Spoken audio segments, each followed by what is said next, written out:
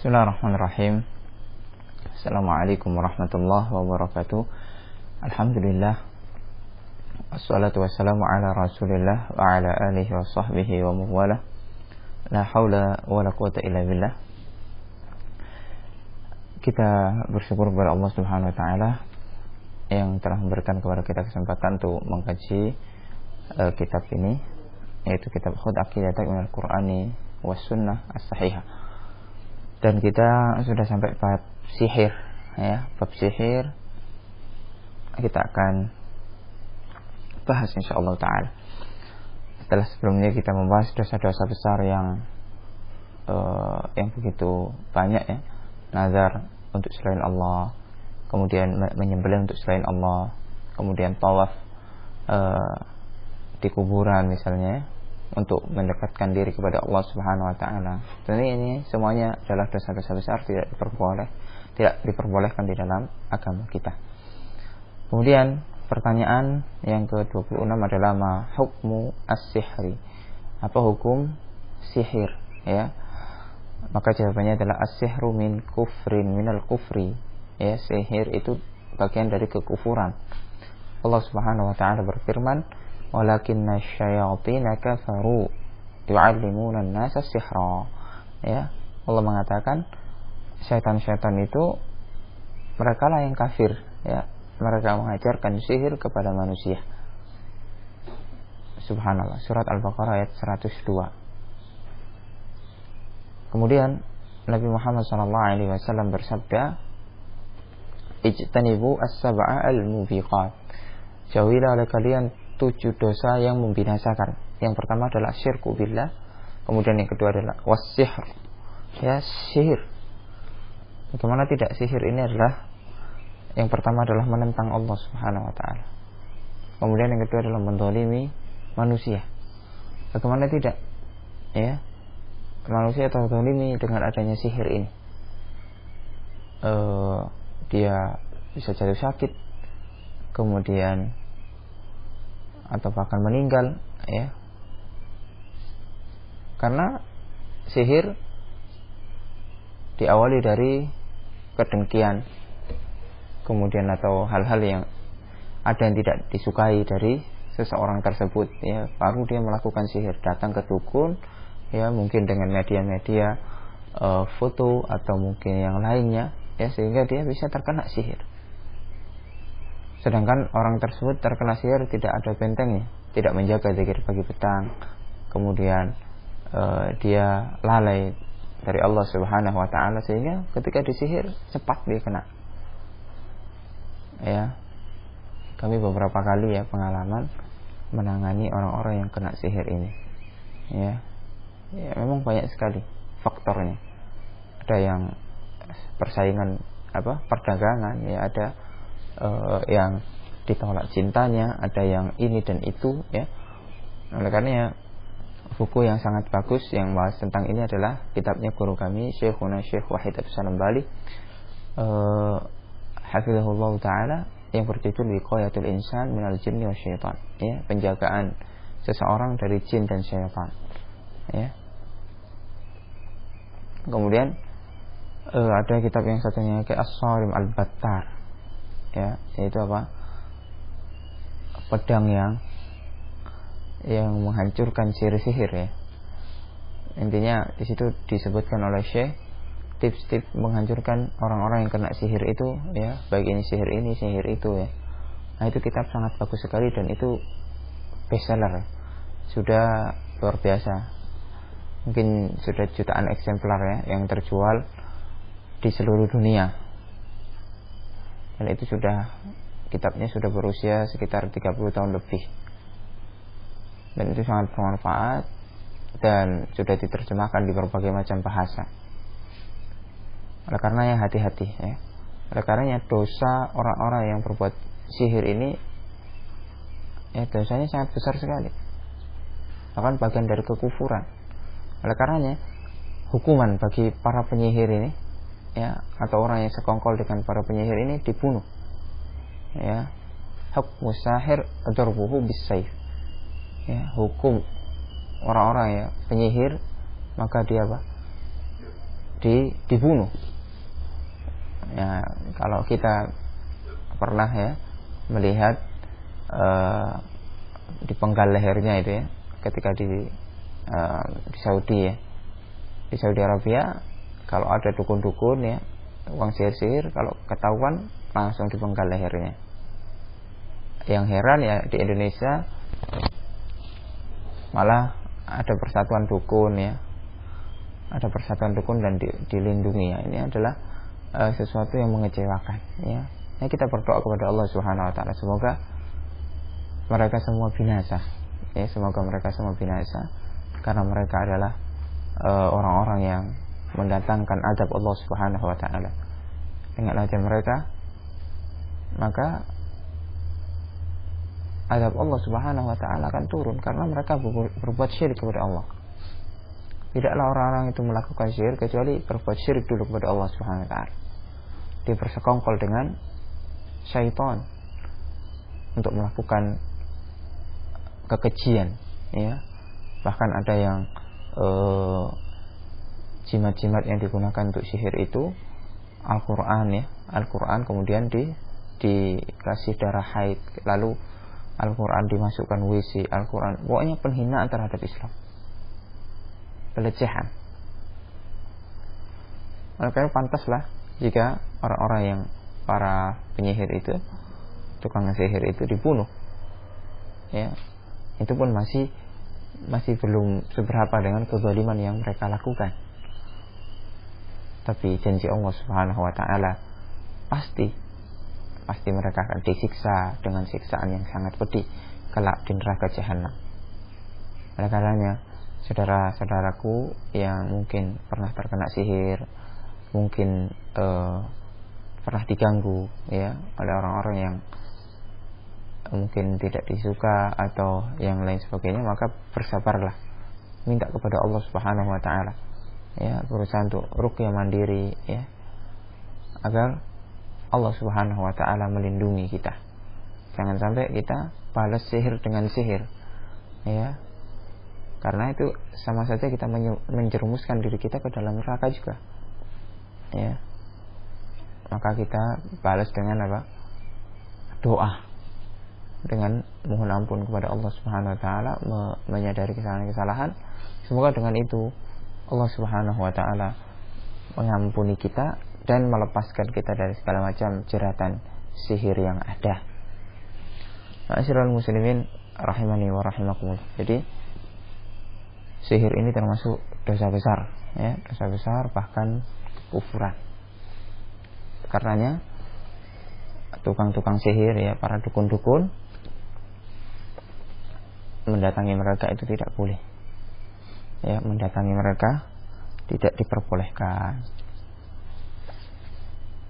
Dalam sebuah hadis Nabi Muhammad mengatakan ya, man ata kahinan ya au arrafan fasa'alahu, kemudian barang siapa yang datang kepada dukun, kahin ya, atau arraf, apa paranormal, para tidak normal ya, fasa'alahu, kemudian tanya, cuma tanya aja, lam tuqbal salatuhu arba'ina lail, tidak diterima salatnya 40 malam.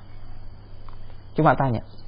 Ada ya dalam riwayat yang lain, bahwa man atarafan fasa'alahu fasaddaqah ya, fasaddaqah, tanya kemudian membenarkan ya, faqad kafara bima unzila ala Muhammad, maka dia telah kafir dengan apa yang telah diturunkan kepada Nabi Muhammad sallallahu alaihi wasallam. Maka hati-hati ya, dan ini banyak ya, masih berseliweran ya, kaum muslimin masih terkecoh dengan dukun-dukun, para penyihir-penyihir, sehingga mereka terjatuh ke dalam kesyirikan. Banyak kan orang-orang yang terjatuh ke sini adalah orang-orang yang tamak dengan dunia, pengen mendapatkan lebih dari dunia ini, tapi dengan cara apa? Singkat. Mau dagang, pergi ke dukun, biar apa? Minta jimat, biar laris. Mau bangun rumah, pergi ke dukun, biar rumahnya aman. mau apa lagi, mau buka ini, mau buka itu, pergi ke dukun, dikasih ini, minta itu. Wal'iyadzubillah. Seolah-olah mereka tidak punya Allah subhanahu wa ta'ala yang maha mendengar segala macam doa hambanya. Seolah-olah mereka tidak punya Allah subhanahu wa ta'ala yang menerima keluh kesah hambanya. Maka bertobatlah ya kaum muslimin, ya orang-orang yang terjatuh ke dalam hal tersebut, karena itu adalah bagian dari kekufuran. Jangan sampai kita mati di atas itu. Kalau mati kita di atas itu dan tidak sempat kita bertobat, maka kita khawatir kalau ya kita tidak dimasukkan oleh Allah Subhanahu wa taala ke dalam surga, diharamkan bagi kita surga Allah Subhanahu wa taala. Maka marilah kita bertobat, ya, saya mengajak kaum muslimin semuanya bertobat. Jika memiliki jimat-jimat, jika memiliki semuanya yang berkaitan dengan perdukunan, ya, wasilah-wasilah untuk sihir dan lain sebagainya, maka musnahkan, hilangkan, karena itu semua adalah termasuk dosa besar dan perbuatan yang keji. Wal'iyadzubillah.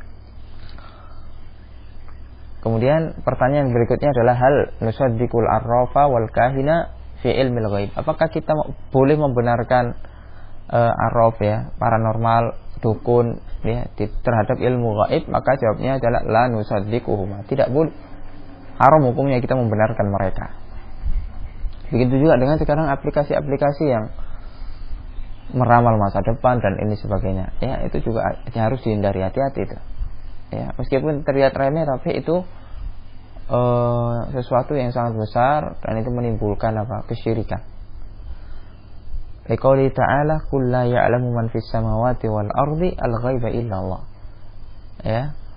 Tidak ada yang tahu di dalam langit dan bumi perkara gaib kecuali Allah Subhanahu wa taala. Dalam surat An-Naml ayat 65. Kemudian Nabi Muhammad SAW bersabda, "Man ata arrafan aw kahinan fasaddaqahu bima yaqul." Inilah, ya, sudah kita singgung sebelumnya. Orang siapa yang mendatangi arraf, tukang ramal atau dukun, kemudian dia membenarkan apa yang dia dikatakan. Apa yang dia katakan kita benarkan. Oh, ini. Misalnya kita kehilangan sesuatu, kita tanya ke dukun. STNK di mana, Mbak? Oh, di bawah kasur. Oh, ini di kamar mandi, di atas genteng misalnya. Kita membenarkan. Faqad kafara bima unzila ala Muhammad. Maka dia telah kufur, keluar dari agama Islam, telah kufur dari agamanya Nabi Muhammad sallallahu alaihi wasallam. Hadis ini diriwayatkan oleh Imam Ahmad. Maka hati-hati, jangan sampai kita terjatuh ke dalam kekufuran, karena orang-orang yang kufur kemudian mati tidak bertaubat, tempat tinggalnya adalah neraka jahanam. Wal'iyadzubillah. Lalu pertanyaan berikutnya adalah hal ya'lamul ghaiba ahad, ya, apakah ada yang mengetahui hal gaib, ya? Maka jawabnya adalah la ya'lamul ghaiba ahadun illa man atla'ahu Allah minar rusul. Tidak ada yang mengetahui hal yang gaib kecuali yang Allah Subhanahu wa taala perlihatkan dari para rasul. Ya. Kalau para rasul saja hukum asalnya tidak bisa melihat yang gaib, kecuali yang sudah diizinkan oleh Allah, diperlihatkan oleh Allah, maka bagaimana yang bukan rasul? Ya, maka tentu lebih tidak bisa lagi, gitu. Ya, secara logika, ya, kalau pikiran kita masih waras, maka kita akan, ya, hati-hati dalam masalah ini. Allah Subhanahu wa taala berfirman, "Alimul ghaibi fala yudhiru ala ghaibihi ahad." Allah Subhanahu wa taala mengatakan dia mengetahui yang gaib. Jadi Allah Subhanahu wa taala lah yang mengetahui yang gaib. Maka dia tidak memperlihatkan hal yang gaib itu kepada seorang pun, illa man irtada min rasulin, kecuali kepada rasul yang Allah Subhanahu wa taala ridai. Dalam sebuah hadis Nabi mengatakan, la ya'lamul ghaiba illallah. Tidak ada yang tahu gaib kecuali Allah Subhanahu wa taala. Nabi saja, ya, itu diizinkan oleh Allah Subhanahu wa taala hanya beberapa perkara saja. Adapun banyak perkara Nabi, ya, tidak mengetahuinya. Itu menunjukkan apa? Bahwasanya yang mengetahui yang gaib hanya Allah Subhanahu wa taala. Jadi jangan mudah percaya dengan orang-orang yang, oh, saya melihat ini, saya melihat itu. Ya, jangan mudah percaya.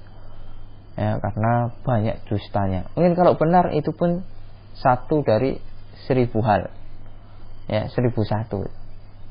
Ya, itu pun istidraj dari Allah Subhanahu wa taala. Itu uluran, ya. Bukan apa? Bukan membenarkan, bukan. Itu adalah apa? Uluran, istidraj. Diulur mereka untuk terus berbuat dosa. Kemudian mati masuk neraka jahanam. Waliyadzubillah. Lalu pertanyaan yang berikutnya adalah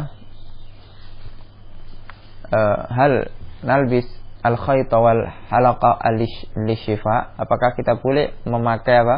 Benang atau gelang untuk penyembuhan? Maka jawabannya adalah la nalbisuhuma. Tidak boleh kita memakainya. Liqauli ta'ala wa iyyam saskallahu bidurrin fala kashifa lahu illahu. Ya. Allah mengatakan dalam surat Al-An'am surat 17 ayat 17, apabila Allah menimpakan kemudaratan kepada kamu, maka tidak ada yang menghilangkan kecuali Allah Subhanahu wa taala. Sabda Nabi Muhammad SAW mengatakan, amma innaha la taziduka illa wahna. Ya, sesuatu yang kamu gantungkan itu, baik dari kalung, gelang, itu tidak menambah apapun daripadamu kecuali apa? Ketakutan, kelemahan. In bidha anka, maka lemparkan itu semua, buang itu semua dari diri kamu.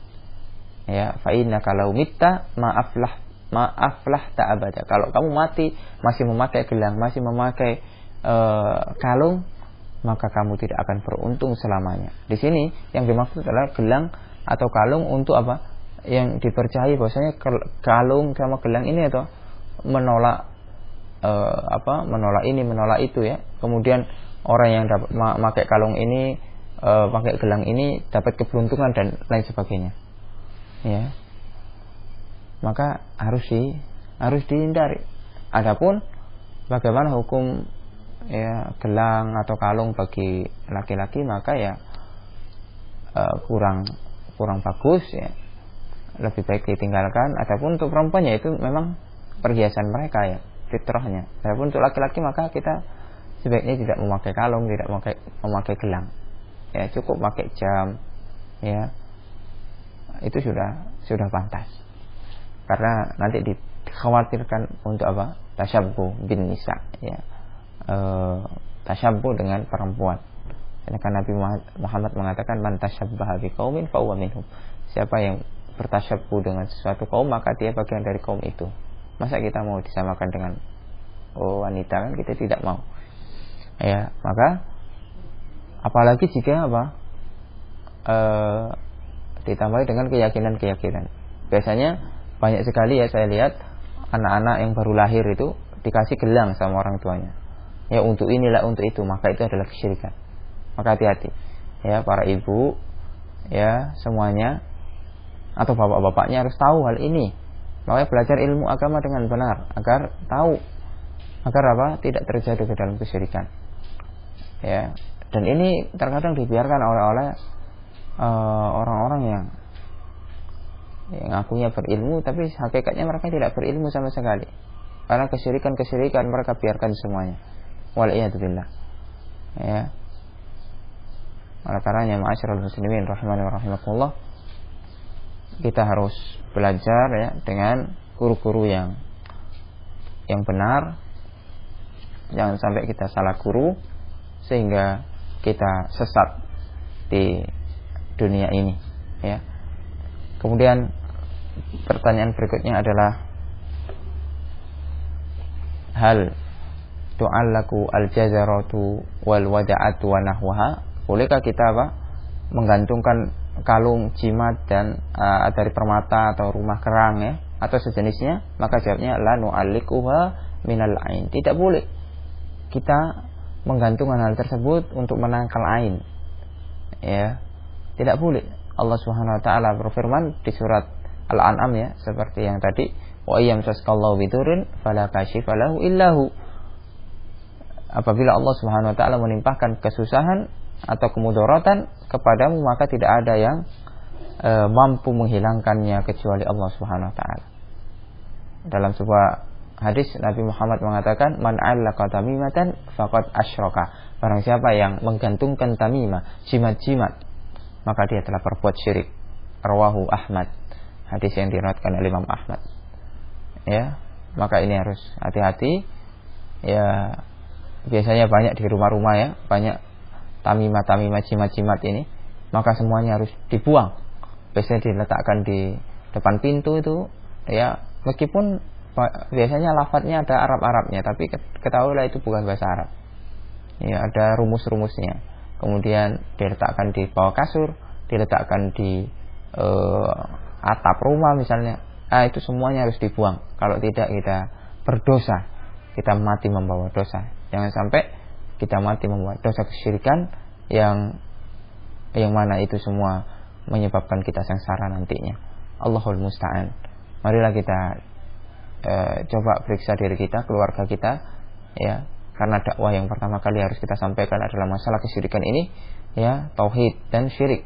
Ya, tauhid adalah bagaimana menyembah Allah hanya satu-satunya, ya, kemudian menghindari segala macam kesyirikan agar kita selamat, ya, di dunia ini dan di akhirat kelak. Semoga yang sedikit ini bisa bermanfaat bagi kita semuanya. Semoga Allah Subhanahu wa taala mengampuni dosa-dosa kita semuanya. Semoga Allah Subhanahu wa taala memberikan kepada kita kekuatan di bulan Ramadan ini. Semoga ibadah kita meningkat. Semoga Allah mengampuni kita semua sehingga kita mendapatkan kemenangan, mendapatkan surga Allah Subhanahu wa taala. Wassallallahu ala nabiyina Muhammad wa ala alihi wasallam. Subhanakallahumma wa bihamdika asyhadu an la ilaha illa anta astaghfiruka wa atubu ilaik. Wassalamualaikum warahmatullahi wabarakatuh.